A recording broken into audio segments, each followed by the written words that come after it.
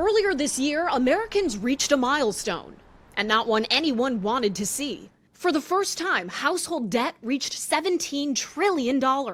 Inflation, rising mortgage rates, crushing student debt. For too many adults, getting ahead in life, or just keeping up, seems impossible. All right, question 4. But in this high school classroom, about an hour and a half outside the nation's capital, these kids are determined to be ready. What do we call the portion of a car value that we do not finance when buying a car? Down payment? Mount Hebron High School's economics students are already young masters of personal finance, macroeconomics, and everything in between. And they've got national championship trophies to prove it. They need to understand economic and economic reasoning for their future. But outside these classroom walls, throughout the country, there's a financial literacy problem, and it comes at a price.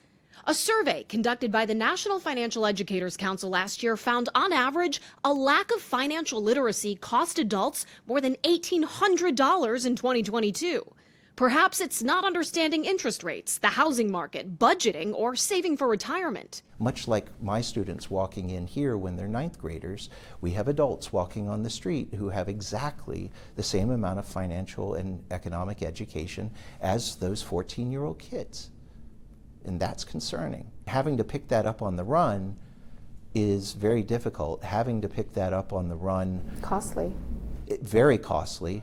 According to the FINRA Foundation, measured financial literacy scores have been steadily declining for more than a decade. The price of not knowing is getting higher for Gen Zs, who face a steeper hill than their parents did to afford healthcare, education, or owning a home. I'd like to own a home. I'd like to live debt-free. I think those are good things. I would love to be part of the middle class or greater, and I would love to own my own business. Diego and Natalie are two of the lucky ones. Their school happens to have an economics course, though their home state of Maryland does not require it. Neither do 24 other states in the District of Columbia, according to the Council for Economic Education. Why does half this country not have the opportunity to take this? The council's chief program officer, Christopher Caltabiano, advocates to state and local policymakers to add this to curriculums.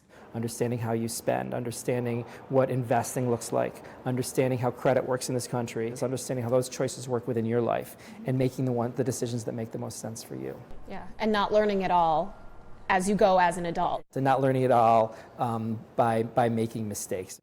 He says almost everyone he encounters agrees it should be taught, but not all agree there's time in the day to teach it. Another obstacle, training teachers. What happens to the market interest rate and private investment? Econ teaches costs and the trade-offs that you face between options. You don't know how much you're missing until you learn it. In fact, the case for teaching financial literacy may be a lesson in economics itself. Invest and know the risk when you don't. In Ellicott City, Maryland, I'm Atrell Nashar reporting for Spotlight on America. Hi, I'm National Investigative Correspondent Angie Moreski. Thanks for watching Spotlight on America on YouTube.